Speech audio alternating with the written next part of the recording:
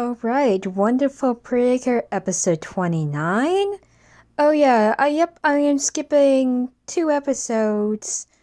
Unfortunately, because I am way far behind, and I'll explain why. I have been a bit lazy and a lot of busy stuff had come over, so I wasn't able to do any of the episodes. And since I'm far behind, I'm not going to be doing the reviews for episode 26 and 27. So 29 we'll have to do.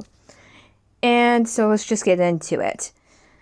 Anyhow, as the episode began, Niko-Sama finally hatched from her unicorn egg. And oh my gosh, is she pretty, and her voice actor went spot on making her voice. So they introduced herself and oh boy, I liked Niko-Sama already. Her personality when she got angry at Mey-Mey for revealing about Niko Garden to everyone until she found out they were pretty curious was something to see, but it was expected. Of course, she didn't know what was going on then, but they were explained swiftly. Then we get to Niko Garden, where all the Niko animals that are there are happy to see that Niko-Sama has returned, but some are still missing it again.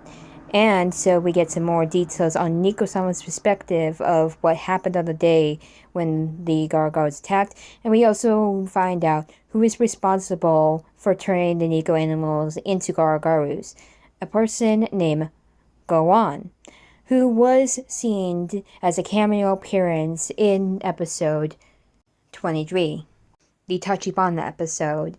And so we see that, he is a Japanese wolf, and the main villains are based on the Japanese wolves.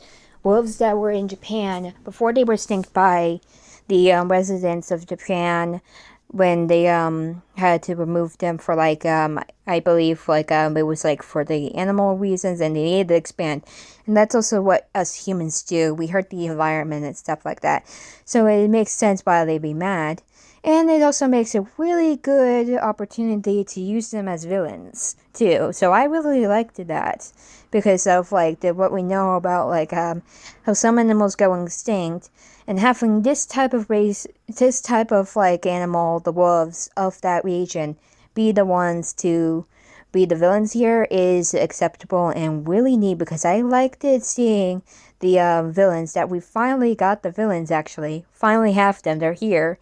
And so we have Goron along with his 2 minions, Zakuro, and I'm just wondering, when I heard Zakuro, oh my gosh, it was like a reference to Zakuro from Tokyo Mew Mew. Probably wasn't, but it is still probably is a dead giveaway reference, and they're both from Magical Zero, so that's kind of fun to having a name for her.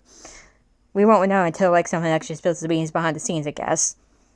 And then we have Torome. So Goron calls them companions, and so he sends them off to deal with the cures, and he doesn't know they are cures yet, and to deal with them and find out what happened to his black beasts, the Niko animals that he turned into Gaou and all that stuff. And as they encounter them, they found the Gaou egg and turned it into another monster called the Goron. And they were based off the monkey.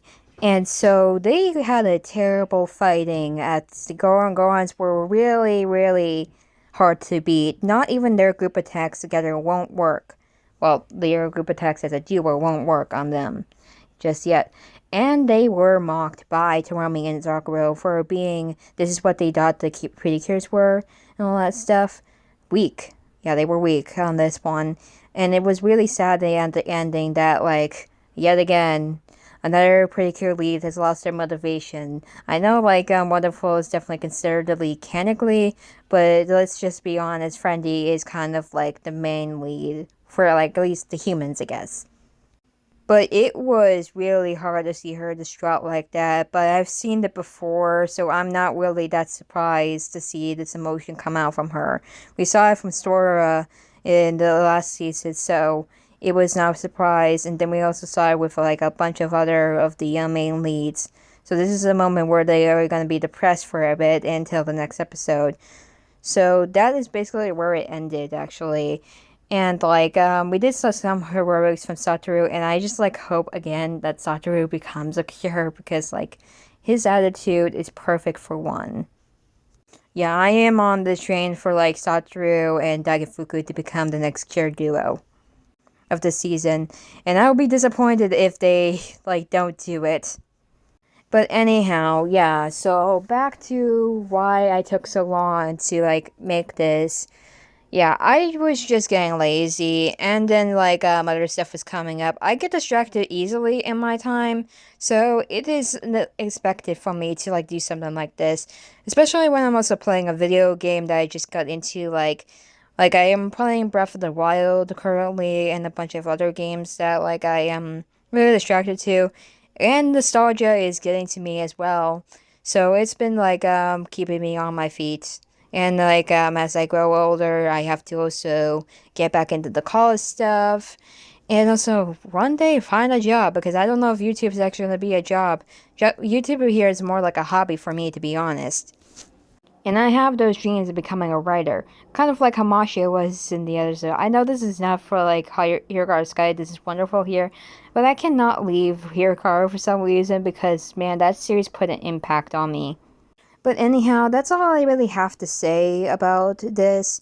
And I'll see you next time.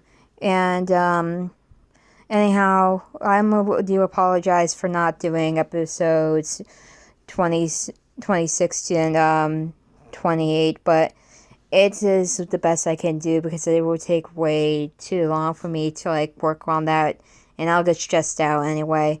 So that's all I have to say. Bye.